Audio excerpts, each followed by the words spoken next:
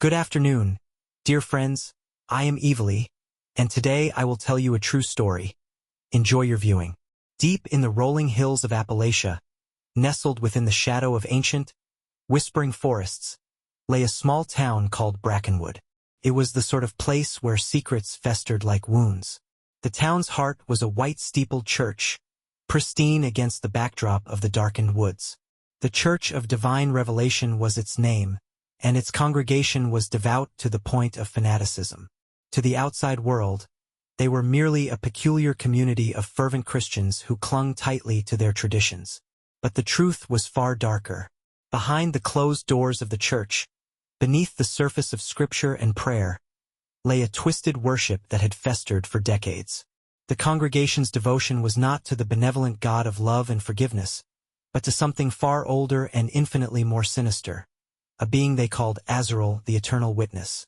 The faithful claimed Azarael was a forgotten angel of divine justice, cast aside by the other heavenly hosts for seeing too deeply into the hearts of men. They whispered that Azarael offered his followers insight, protection, and power in exchange for absolute obedience. But the truth was far more horrifying. Azarael was no angel. It was a thing from the outer dark, a god of desolation and despair whose essence seeped into the lives of those who dared to invoke its name. Brackenwood's newcomers often remarked on the strangeness of the place. Shadows seemed darker there, lingering long after the sun had set.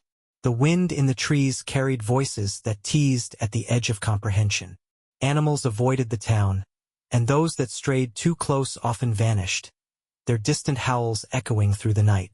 Anna Keller, a journalist from Cincinnati, arrived in Brackenwood on assignment to investigate its history.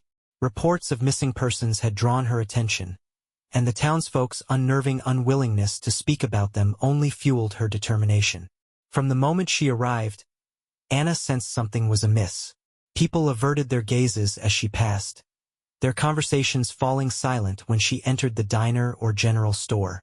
At night, she lay in her motel bed, listening to strange footsteps outside her window and whispers that made her skin crawl.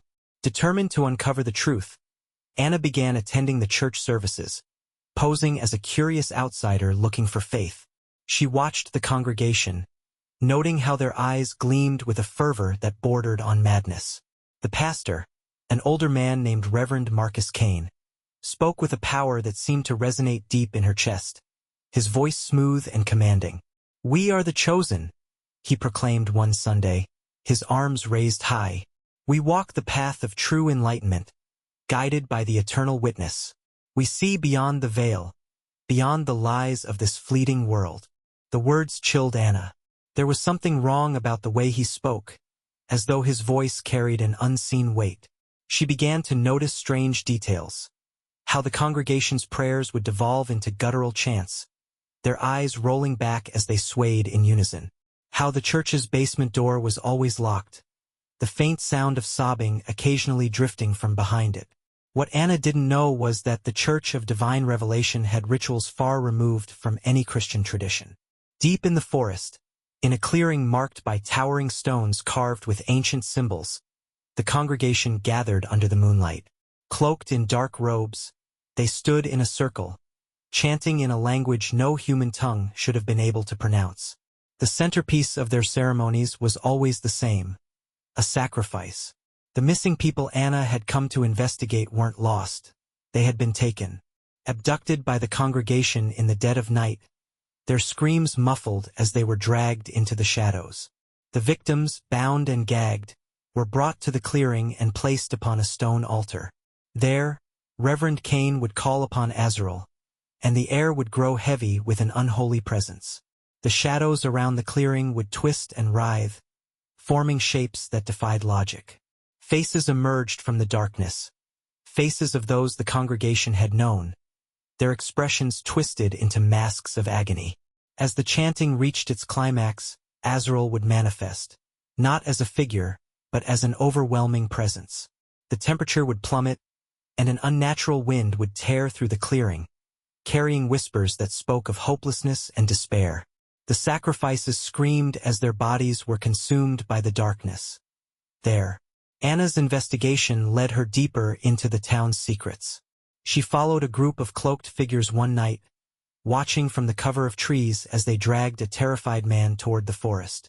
She trailed them to the clearing and witnessed the ritual in horror. The man's screams as he was consumed by the darkness echoed in her ears long after the congregation had dispersed. Terrified but determined, Anna returned to her motel and began documenting everything she had seen. She planned to escape Brackenwood and expose the cult.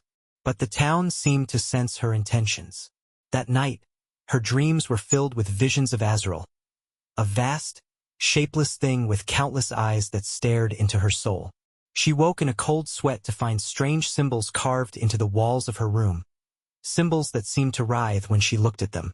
The following day, Anna discovered her car wouldn't start. The phone lines were dead, and the townsfolk grew even colder toward her. She realized she was trapped. The congregation had marked her, and she knew it was only a matter of time before they came for her. The nights grew worse. Anna heard footsteps outside her room, whispers pressing against the walls. Shadows moved unnaturally, creeping closer each time she blinked. On the third night, she awoke to find a figure standing at the foot of her bed. Its face was obscured, but its eyes gleamed with malevolent light. "You've seen too much," it hissed, its voice echoing unnaturally. "The witness sees you now." Anna screamed, and the figure vanished, leaving only the faint smell of decay. She packed her things and fled into the night, running blindly toward the forest. But the trees seemed alive, their gnarled branches clawing at her as she stumbled through the undergrowth. The whispers grew louder, and she felt a presence closing in. At last, she reached the clearing. The stones loomed like silent sentinels, their surfaces slick with fresh blood. Anna realized too late that she had been herded there, the congregation stepping out of the shadows to surround her. Reverend Kane smiled coldly. "You've been chosen," he said simply, his voice resonating with power. "Azarael hungers." The congregation began to chant, and the darkness descended once more. Anna's screams were swallowed by the night, her body vanishing into the void as Azarael claimed its prize. Anna Keller's disappearance did not go unnoticed. Months later, her sister, Evelyn, arrived in Brackenwood with a stack of Anna's notes and a resolve forged by grief. Evelyn was no journalist, but she was fiercely loyal, and the unanswered questions surrounding Anna's vanishing gnawed at her soul. The police had dismissed her concerns, chalking it up to a tragic accident or her sister's overzealous curiosity. But Evelyn had read Anna's fragmented notes, filled with cryptic descriptions of rituals, shadows, and a god that devoured its followers. Brackenwood welcomed Evelyn with the same cold indifference it had shown Anna. The motel clerk barely looked her in the eye, and the townsfolk muttered to one another as she passed. The same unsettling air of secrecy loomed over everything. Determined, Evelyn retraced Anna's steps, starting with the church. The first service Evelyn attended was nearly identical to the one Anna had described. Reverend Kane spoke with a charisma that made Evelyn's skin crawl, his words laced with a fervor that set the congregation ablaze. The people prayed with a unity that felt unnatural, their voices merging into a single, resonant hum. Evelyn pretended to join in, all the while scanning the faces around her.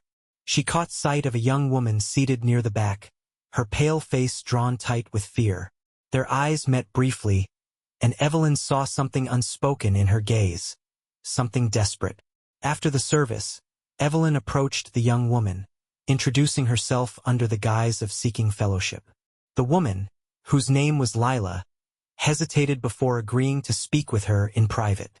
Later that evening, they met in Evelyn's motel room, where Lila revealed a chilling truth. "They know you're here," Lila whispered, her hands trembling. "They knew the moment you arrived. You shouldn't have come." Evelyn pressed her for answers, and Lila relented. She explained how the congregation had long since abandoned the true God, lured instead by Azarael's promises. "It sees everything," Lila said, her voice breaking. "Once you've caught its attention, there's no escape. The only way to survive is to submit." Lila admitted she had been born into the cult, her parents devout followers. But she had never wanted this life. "I've seen what happens to those who resist," she said, tears streaming down her face. "They're taken. The shadows consume them, and they're never seen again." Evelyn asked why Lila hadn't fled, and the young woman shook her head. "The forest doesn't let you leave," she whispered. "Azarael's reach is endless." Despite Lila's warnings, Evelyn pressed forward. She felt an obligation to Anna, and the thought of abandoning her sister's memory was unbearable. Lila reluctantly agreed to help, guiding Evelyn to the locations Anna had investigated, including the foreboding forest. The deeper they ventured, the more oppressive the air became. Evelyn began to see the strange symbols Anna had described, carved into trees and etched into the stones. The symbols seemed alive, pulsing faintly as if they were breathing. Lila refused to touch them, muttering prayers under her breath. One night, as they pored over Anna's notes, Evelyn felt a sudden chill. The room seemed to darken, the light bulbs flickering weakly. Lila froze, her eyes wide with terror. "It's here," she whispered, her voice barely audible. A shadow moved across the walls, impossibly large and twisting into grotesque shapes. Faces emerged from the darkness, twisted, screaming faces that seemed to press against an invisible barrier. A voice, deep and resonant, echoed through the room. "You seek what is mine. You will join her." The shadow surged forward, and Evelyn grabbed Lila's hand, dragging her out into the night. The air outside was heavy, as if the entire town was holding its breath.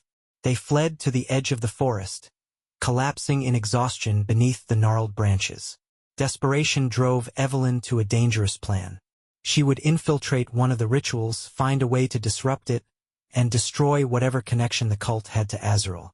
Lila begged her not to go, warning that the rituals were Azarael's domain, where its power was strongest. But Evelyn was resolute.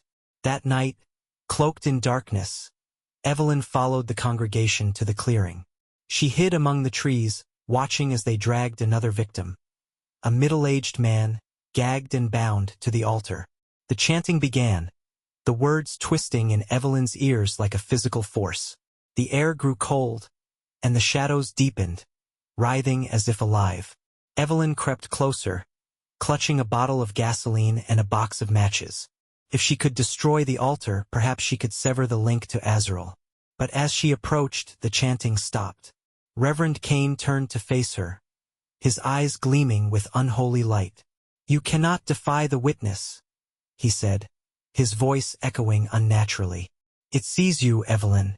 It knows your name." The congregation turned as one, their faces void of emotion.